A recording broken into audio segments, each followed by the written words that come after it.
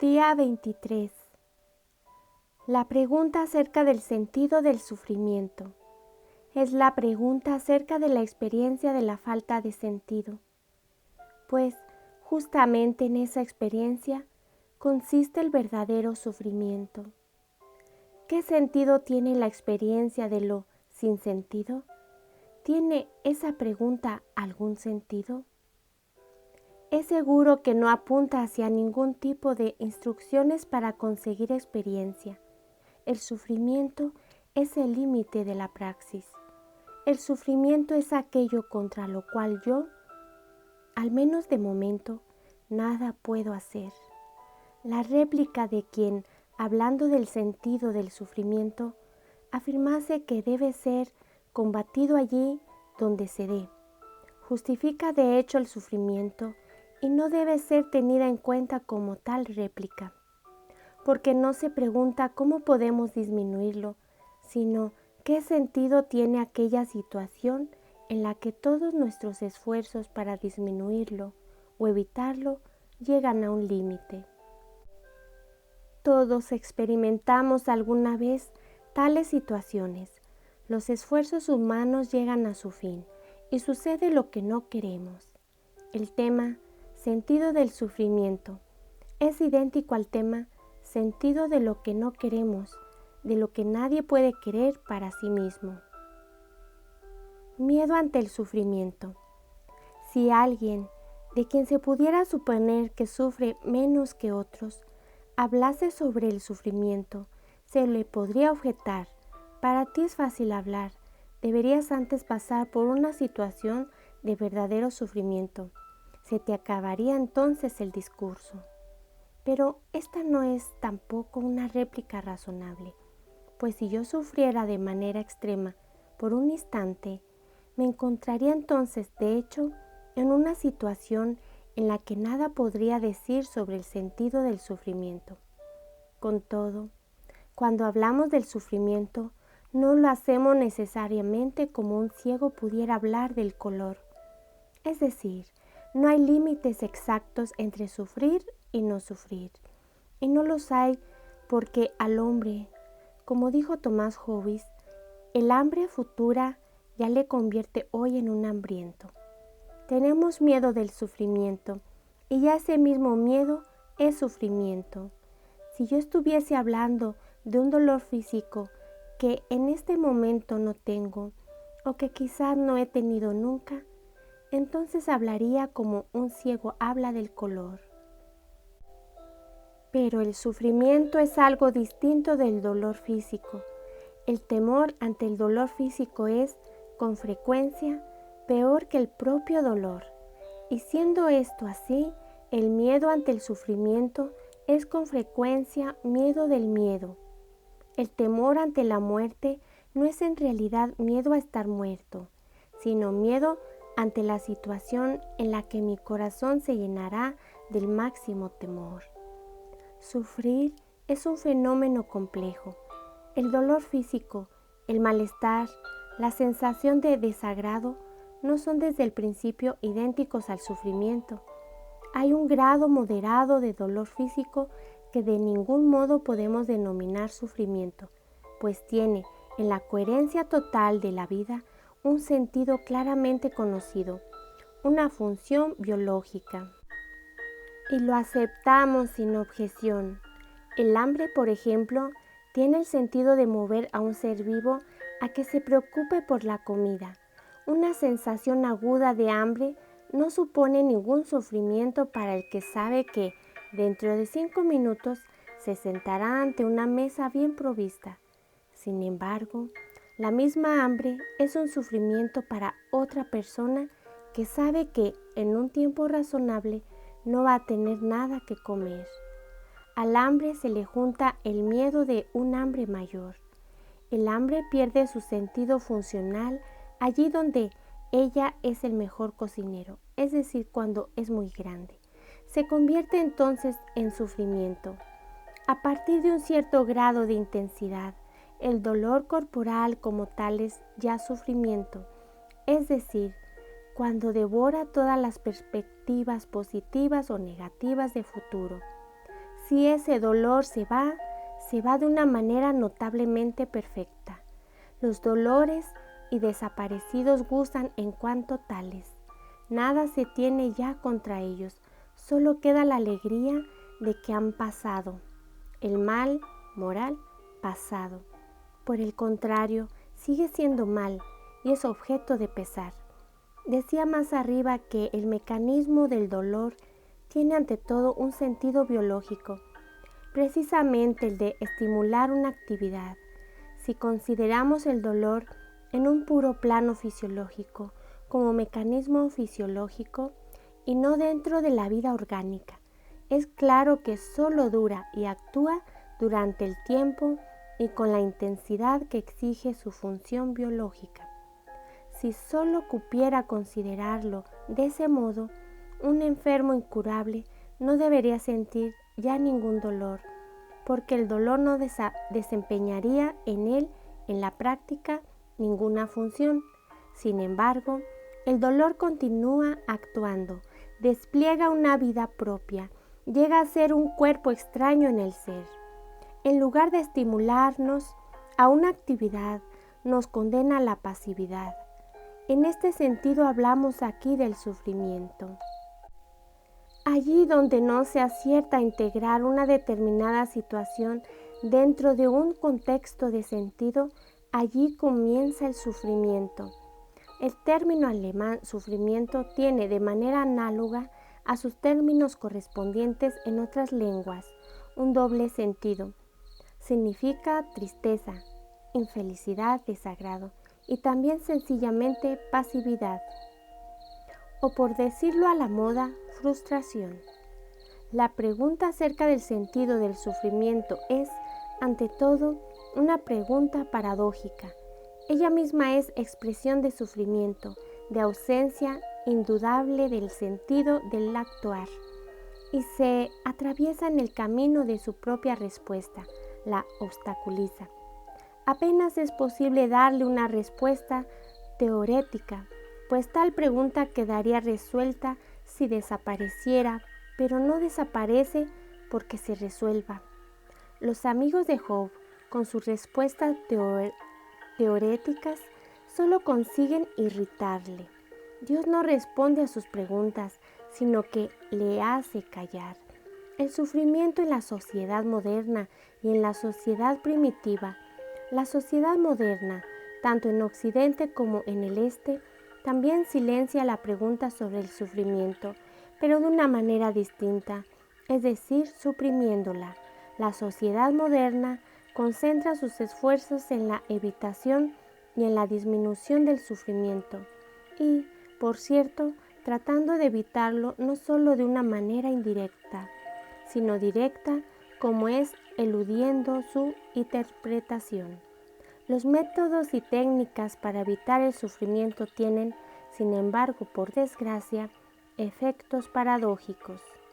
Tomados en su conjunto, no aumentan la felicidad, ya que transforman el horizonte de las expectativas y no eliminan con ello la discrepancia entre lo que creíamos poder esperar y lo que realmente sucede. Incluso se ha ensanchado esa discrepancia en algunas sociedades, fundamentadas en el aumento de las necesidades. Pero, aunque bajemos el nivel de tolerancia para soportar las frustraciones, al final siempre obtenemos la misma suma o incluso un aumento del sufrimiento. Cuando, como sucede en estos últimos tiempos, leemos con frecuencia que algunos colegiales se suicidan porque han llevado a casa malas notas, no cabe buscar la razón simplemente en que el juicio sobre las calificaciones escolares sea en los padres de hoy más severo que en los del siglo XIX. La razón está más bien en un índice más bajo de tolerancia respecto de las sensaciones de frustración. Konrad Lorenz ha hablado del creciente infantilismo que impulsa sin cesar hacia una inmediata satisfacción y que incapacita por ello para soportar situaciones en las que no se da una satisfacción inmediata. Aquí es donde acaece el verdadero sufrimiento. No tiene sentido dudar de que esos jóvenes sufren, pero ¿por qué sufren? Se trata evidentemente del efecto paradójico de una actitud motivada absolutamente por el intento de evitar el sufrimiento. Una actitud que incapacita para soportar el padecer y aumenta con ello el sufrimiento. Max Scheler ha mostrado que las formas más altas de felicidad son aquellas que no se pueden alcanzar directamente. Yo puedo, sin duda, procurarme un deleite físico, pero las formas más altas de alegría, de profunda satisfacción, de felicidad, no las alcanzo por estudiar psicología o por aprender técnicas de maximización del placer, una civilización fundamentada en el lamento, en la que cada uno tiene a compadecerse de sí mismo y a quejarse de su nefasta situación. Apenas tiene ya impulso para hacer a los hombres felices. En la literatura psicoanalítica se dicen muchas cosas sobre el triunfo del placer, pero nunca se habla de la alegría. La alegría, en cualquier caso, guarda relación con la experiencia del agradecimiento. Cuando la alegría es vista solo como exigencia de felicidad, se pone en movimiento un automatismo que imposibilita la felicidad.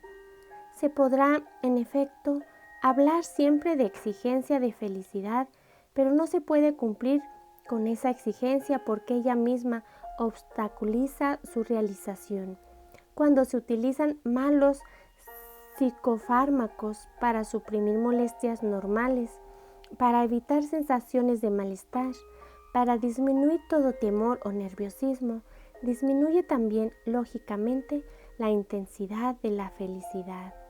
No puede haber montes si no hay valles.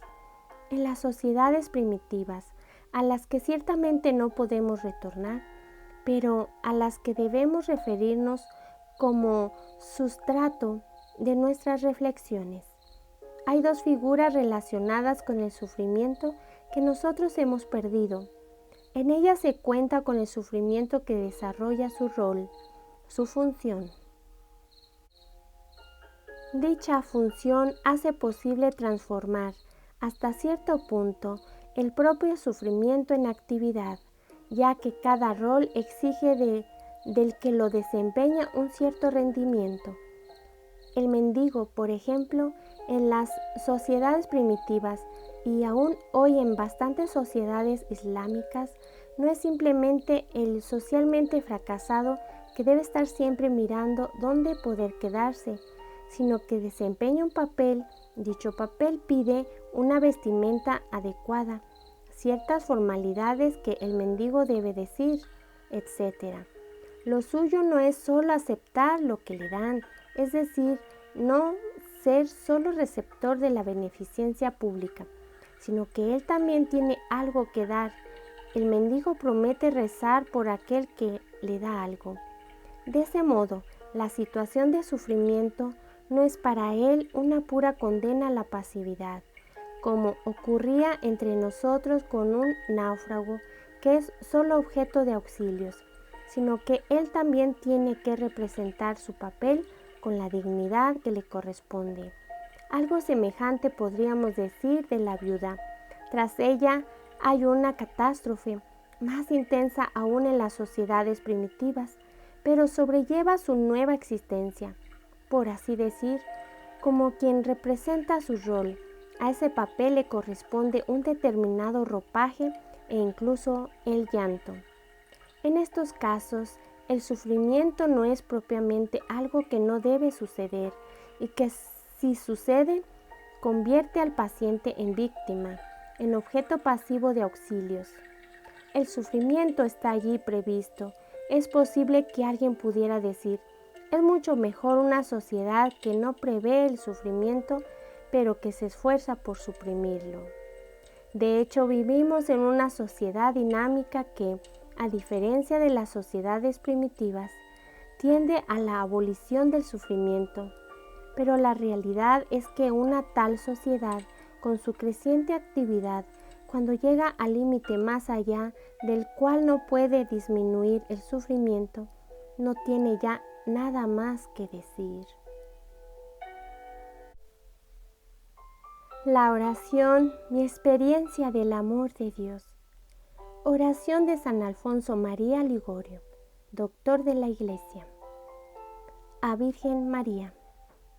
Virgen Santísima, Inmaculada y Madre mía, María, a vos, que soy la Madre de mi Señor, la Reina del mundo, la abogada, la esperanza, el refugio de los pecadores. Acudo en este día, yo, que soy el más miserable de todos. Os venero, oh gran Reina, y os doy las gracias por todos los favores que hasta ahora me habéis hecho, especialmente por haberme librado del infierno, que tantas veces he merecido. Os amo, Señora amabilísima, y por el amor que os tengo prometo serviros siempre y hacer cuanto pueda para que también seáis amada de los demás. Pongo en vuestras manos toda mi esperanza, toda mi salvación. Admitidme por siervo vuestro y acogedme bajo vuestro manto. Vos, oh Madre de misericordia, y ya que sois tan poderosa ante Dios, libradme de todas las tentaciones, o bien alcanzadme fuerzas para vencerlas hasta la muerte. Os pido un verdadero amor a Jesucristo. Espero de vos tener una buena muerte. Madre mía, por el amor que tenéis a Dios, os ruego que siempre me ayudéis, pero más en el último instante de mi vida. No me dejéis hasta que me veáis salvo en el cielo, para bendeciros y cantar vuestras misericordias por toda la eternidad. Así lo espero. Amén.